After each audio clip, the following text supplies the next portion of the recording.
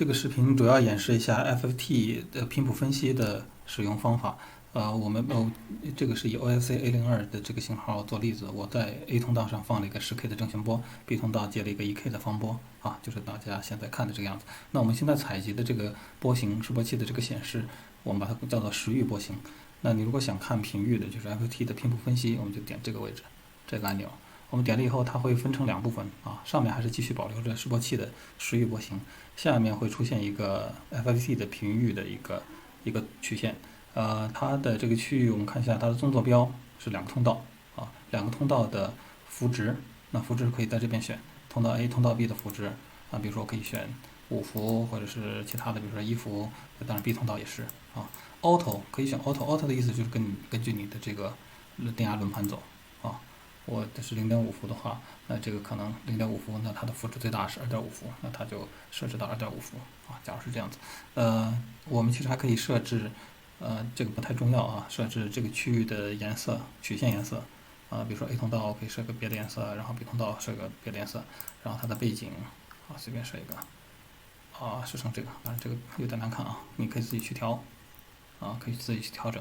大概是这个样子。当然你可以设置关闭和打开。它的 FT 曲线，现在我把 B 通道都关了当然你可以在这儿，我如果在示波器上，我直接把 B 通道的示波给关了，当然它的频谱也就没了这是一种关闭方法我们先把 B 通道关掉这边是那个创函数你可以选不同的创函数，当然建议还是直接用矩形窗，默认的矩形窗就好了其他的创函数其实我们用不到那么高深的地方，而且它比较消耗计算资源然后说完纵坐标，它横坐标其实是一个频率纵坐标是电压幅值，横坐标是频率。比如说像我们现在看到的这个正弦波，它对应的就是在某一个频率，它肯定是10K 的一个频率上的一个幅值，看幅值应该是2伏，然后10K，那它会在10K 的位置，频率位置出现一个垂直的一个竖线幅度就是一个大概在2伏左右。看这个正弦波，我们看横坐标，刚才说了是频率，那频率的范围是多少？那我们看到这个是0到，这边可以用光标测一下，6.24、6.25兆左右为什么是它的测量范围是0到6.25兆？是因为我们看这儿，它的采样率是12.5兆。那频谱的分析范围是你当前采样率的一半12.5兆的采样率，那你就是6.25兆左右。那所以你就可以分析0到6.5兆范围内的频谱。当然，你想分析更高的频谱，你可以需要用更高的采样率。比如说 A02，我用100兆的采样率，那其实你就可以分析0到50兆的频谱那比如说我现在达到这个档位，它是781K 的采样率，那你看它的范围是0到388K 基本上是781K 的一半大概是这个样子的然后频谱刚才说了，比如说刚才是个10K 的一个正弦波，它就是在10K 位置上一个幅值是2左右的一个竖线我们大概放上去10K 左右一个幅值大概是接近2的一个竖线那其实你可能看不清，我们可以用这个把它拉展开这是一个缩放横轴频率轴的一个位置，你可以这样，然后你也可以把它拉到这边看，但是这边现在没有东西没有波形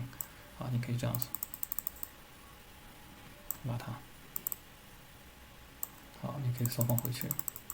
当然你可以用对数坐标 VB 对数以后你可以拉开，然后来看对数坐标，你看得更清楚一些看得更全面一些我们回到线性坐标，那大概就是这样子开这大概是一个2伏10K 的一个波形还有一个地方是这边它有个高级选项，高级选项的话，比如说是32K 它点数越多，这可以选，比如说我们看，比如说我选的32K 和64K 它大概是这个样子的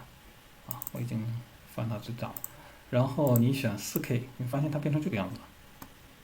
了你选2K，它继续变化1K 它变成这样子的。为什么会有这么大变化？理论上来说，我们参与 FFT 的点数越多越好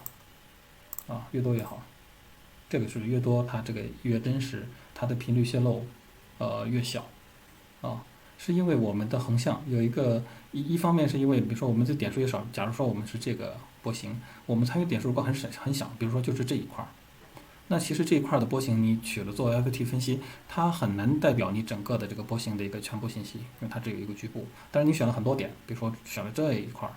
那其实它基本上能涵盖住你大部分的这个信号的频谱信息啊，所以会有这个不同。另一个不同是分辨率，就是频率的分辨率。我们刚才说了，横坐标轴是0到采样率的一半儿。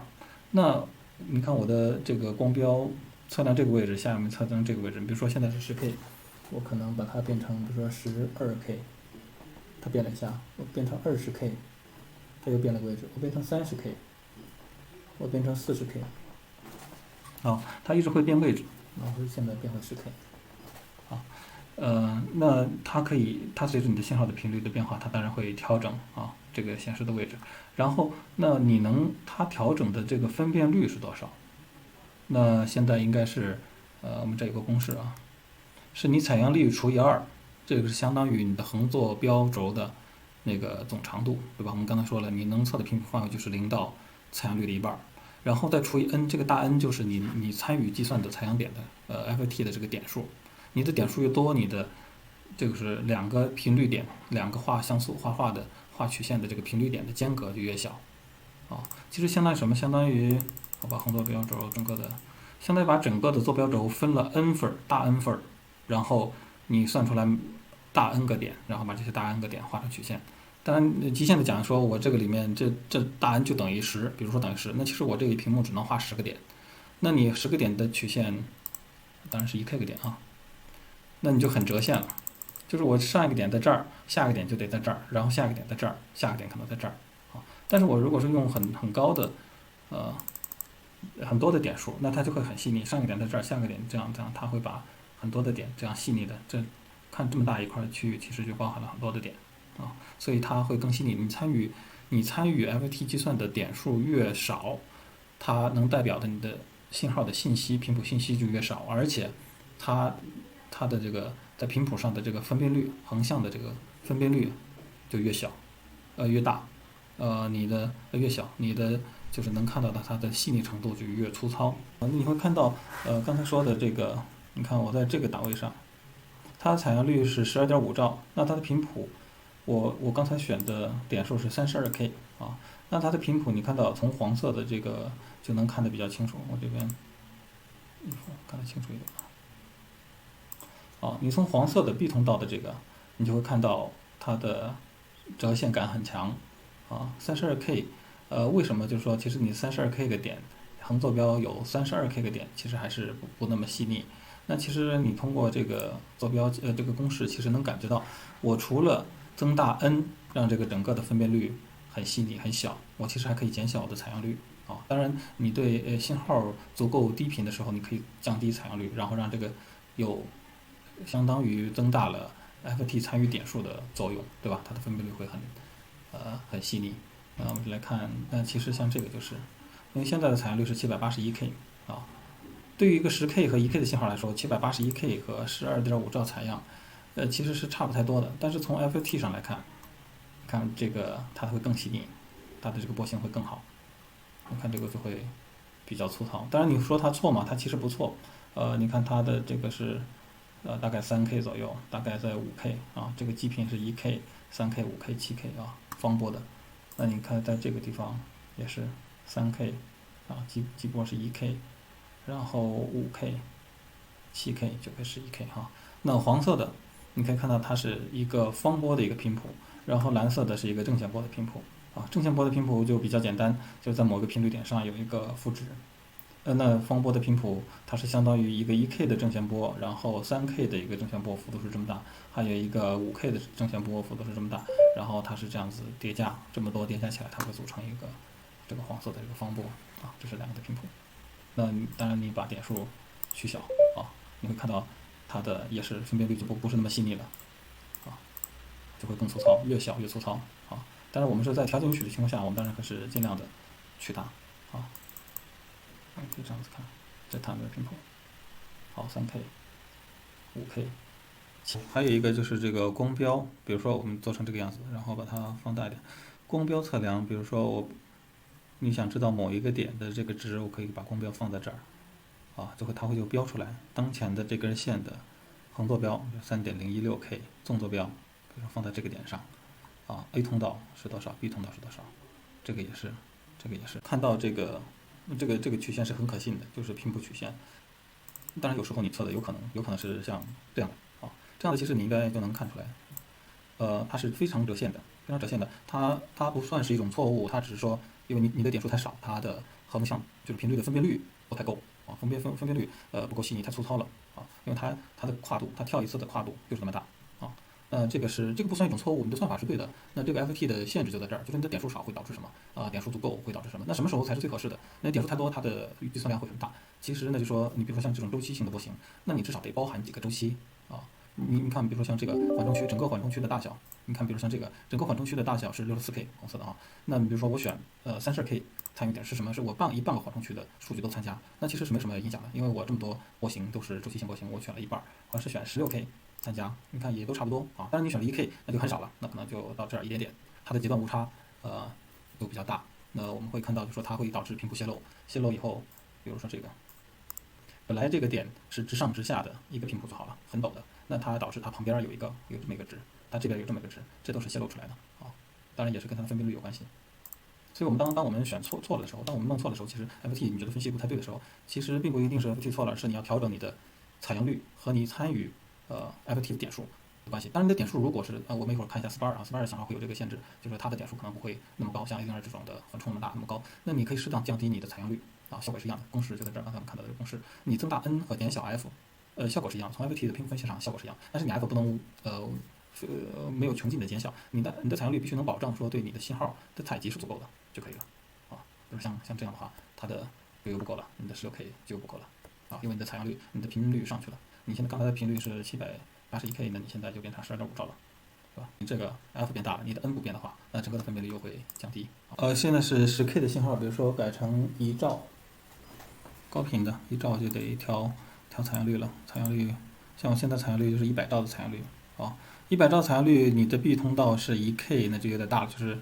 显示不全了，所以它基本上就没什么价值了。我们把它关掉像 A 通道，我们展开一下，这是1兆，过来，这是1兆的频率大概就是1兆。我们现在用的点数是32K 个点，大家用 dB 用对数，对，这样1兆的一个频谱，比如说是2兆、3兆，大概是这个样子，3兆。那我如果是用直流和，它如果有一个直流分量它会它的频谱这边当然你用 dB 对数是没有的用那个线性的话，它会在0的这个位置会有个直流分量，一个2伏的一个直流分量在这儿幅度这个直流分量，然后其他的就是频谱。补充一点是这边虽然你可以调参与的点数，就是这个大 N， 就是这个大 N， 然后你也可以调这个除以几，其实就是跳多少个点，就是相当于把你的采样率，就是把你的这个 F 减小多少倍那其实减小 F 跟增大大 N 是一样的效果，你这两个可以配合使用。当然有些平台这个就没有必要了，因为我的缓冲区足够大这个就没有必要了，可能在 SPAR 上这个是开放的。那比如说我同样的，比如说都是8K 的大 N 就是 FT 点数，那我如果是频率能选择除以8，其实相当于把它乘以8了跟它除以8是一样的。当然前提是你要知道你的采样率除以8对你的信号来说没有太大的影响。我们举例子都是用的正弦波和方波，因为它比较直观我们也比较容易得到的。但是真正的频谱这个是频谱，我们真正频谱用到频谱的时候，其实可能用的并不是这么简单，可能比如说我们可能一个噪声我们这边可能采集到了一系列噪声，我可以看一下噪声到底在哪些频率分量上，比如说这突然很高，其他都很低，或者它分布的比较平均，就是你能看到它的噪声的分布情况，你有针对性的比如把这个频率的噪声很大，有针对性的把这个噪声给滤除掉，设计对通滤波或者带通滤波滤除掉。也比如说在音响做音频的这种工程师，他可以就是通过他的声音的这些几分频的那个幅值大小，它其实可以判断出音色怎么样或者怎么样，也可以检查噪声还有一个功能，我们目前我们正在加所以录这个视频的时候我们正在加这个功能，你可能在482上可能能看到后面802、102、2.02、H02这些所有就都有了，就是这个功能是一个设置的功能。我们这边会自动，这是自动选择自动的时候，它会自动会排出6次谐波，比如说是基频，它会自动测出来是，比如说这是1K 的方波，它测出来方波是1K 啊，然后它就会乘以2。就是2倍的频率，2次谐波、3次谐波、4次谐波、5次谐波、6次谐波，然后它分别对应的这个谐波的赋值啊，1次谐波的赋值、2次谐波的赋值、3次谐波的赋值都会列出来啊。这边会有红点表示，红色的圆圈，但是这个是500毫秒更新一次啊，这个我会开放出来，到时候你可以选时间啊，但是没有它的更新没有波形更新的快这个，然后你也可以手动设，比如说你想看到2K 的，可以设2K，它就会把2K 乘以2乘3乘4乘5乘6这6次的以2K 为基波的谐波的这种值，这样给你从这测好算好列在这儿当然我们现在是1次谐波1K 的基波大概是这样子。